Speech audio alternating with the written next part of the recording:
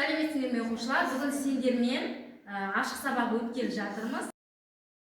Әркім өз атынан әркімнен басталатын жақсы бір тілек айтамыз. Мысалы, мен Әсем, әрдайым сендерге сәттілік тілеймін. Ары қарай. Мен Барик, сендер мықты болыңдар. Мен Алмаз, сендер ақылды бол. Мен Сәкида, сәттілік бол. Мен Сәкина, мықты бол. Ал бір-бірімізге тілек білдіріп болған болса, орнымызға отырайық. Бүгінгі сабағымыз сіздің тағамдармен байланысты. Сондықтан да суретке қараймыз. Сендерге сұрақ. Қандай тағамды таңдар едіңдер сурет бойынша? Қайсы тағам таңдайсыңдар? Сүт, сосын жұмыртқа. Қандай пайдалы тағам тұр? Сорпа, сосын жемістер, дұрыс айтасыңдар. Яғни, енді қараңдар, тағамды пайдаланған алдында өзіне қандай сұрақ қойғаны дұрыс болады. Тағамдардың құрамында қандай заттар бар? Қандай заттар бар бұлардың ішінде? Пайдалы заттар бар ма? Бізге пайдалы органикалық заттар бар екен, я? Ал балалар, сонымен бүгінгі сабағымыз тақырыбы органикалық заттар және бейорганикалық заттар. Сабақтың мақсаты азық-түліктерде көмірсулар, нәрқыздар және майлардың бар екендігін дәлелдеу. Енді жасушаның құрамында бейорганикалық және органикалық заттар болады. Оларға су, минерал заттар, бейорганикалық заттарға жатады. Ал органикалық заттарға көмірсулар, нәрқыздар, майлар және нуклеин қышқылдары жатады. Қазір біз топтық жұмыс жасаймыз. Тақтаға қарасаңдар, QR код берілген. Сол QR кодты сканерлеу арқылы біз органикалық және бейорганикалық заттарды ажыратамыз. Ал телефондарымызбен, ұялы телефондарымызбен тақтаға шығып сканер жасаймыз. Топ басшылары келеміз. Топ басшылары Мұбарик, Мен Мұхаммед.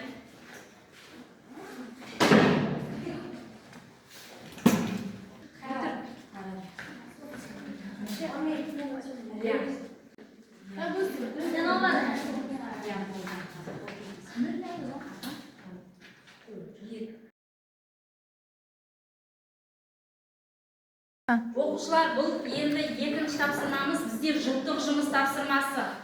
Жұптық жұмыста екі оқушы бұдан бірігіп тапсырманы орындаймыз. Реактивті матрица әдісі. Бұл жерде жұппен жұмыс орындаймыз. Сендердің әрқайсыларына мынандай кесте беремін. Бұл кестеге органикалық және бейорганикалық заттардың қызметін, энергетикалық құндылықтарын жазып шығамыз. Бізде үшінші зертханалық жұмысымызды қазір бастаймыз. Техникалық қауіпсіздік ережесін сақтай отырып, зертханалық жұмысымыз жүргіземіз. Бұл жердегі зертханалық жұмыстың тақырыбы азық-түліктерде көмірсулар, нәрқыздар және майлардың болуын зерттеу. Мақсаты тәжірибе негізінде тамақ өнімдерінің құрамында органикалық заттардың болатынына көз жеткізу. Алдарына пипетка, қажетті құралдардың барлығы тұр. Осы бойынша зертханалық жұмыспен танысып, тапсырманы топ болып орындаңдар.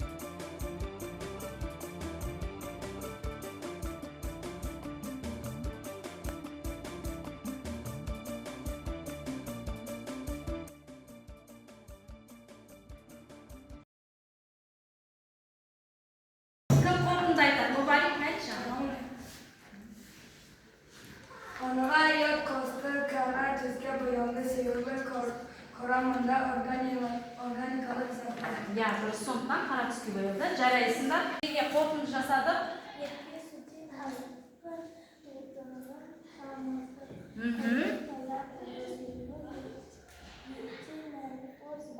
Етте не бар екен? Нәруыз бар. Сондықтан да одан көпік пайда болды. Ал үшінші топтан?